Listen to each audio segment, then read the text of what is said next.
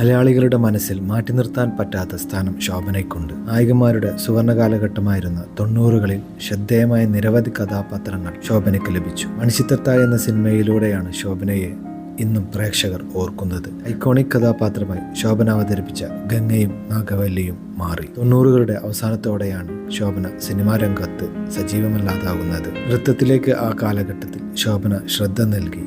ഇപ്പോൾ വീണ്ടും സിനിമകളിൽ സജീവമായി കൊണ്ടിരിക്കുകയാണ് ശോഭന. കരിയറിൽ കടന്നു വന്ന പാതകളെക്കുറിച്ച് സംസാരിക്കുകയാണ് ശോഭന ഇപ്പോൾ. ബിഹൈൻഡ് വുഡ്സ് ടിവിക്ക് നൽകിയ അഭിമുഖത്തിലാണ് ശോഭന മനസ്സ് തുറന്നത്. എനിക്ക് നഷ്ടപ്പെട്ട സിനിമകളെക്കുറിച്ച് നടി സംസാരിച്ചു. കരക്കാട്ടക്കാരൻ തനിക്ക് വന്ന സിനിമയായിരുന്നു.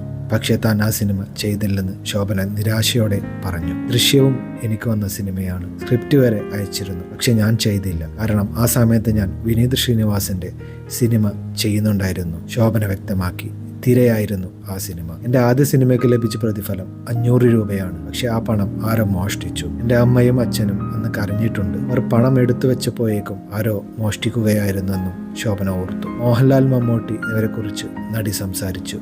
2 പേരോടൊപ്പവും ഒരുപാട് സിനിമകൾ ചെയ്തിട്ടുണ്ട്. മമ്മൂക്ക എപ്പോഴും കുറച്ചകന്നു നിൽക്കുന്ന വ്യക്തിയാണ്. പക്ഷെ അദ്ദേഹം വളരെ സിമ്പിളാണെന്ന് പെട്ടെന്ന് എനിക്ക് സെൻസ് ചെയ്യാനായി. വർക്കിൽ ശ്രദ്ധ കൊടുക്കുന്നയാളും പ്രാക്ടിക്കലും ക്രിയേറ്റീവുമാണ് അദ്ദേഹം. അതിനാൽ മനസ്സിൽ മറ്റൊന്നും കാണില്ല. വളരെ ഓപ്പണും തുറന്ന് സംസാരിക്കുന്നയാളുമാണ്. കാണാമറയത്ത് ചെയ്യുമ്പോൾ അദ്ദേഹത്തിന് 33-34 വയസ്സാണ്. ഏറെക്കാലത്തിന് ശേഷം മോഹൻലാലിനൊപ്പം ശോഭന അഭിനയിക്കുന്ന തുടരുമെന്ന സിനിമ അണിയറയിൽ ഒരുങ്ങുന്നുണ്ട്. അരുൺ മൂർത്തിയാണ് സിനിമ സംവിധാനം ചെയ്യുന്നത്. കൽക്കി 2898 ഇടി എന്ന തെലുങ്ക് ചിത്രത്തിലാണ് ശോഭനയെ ഒടുവിൽ പ്രേക്ഷകർ കണ്ടത്. നൃത്തരംഗത്തും നടി സജീവമാണ്.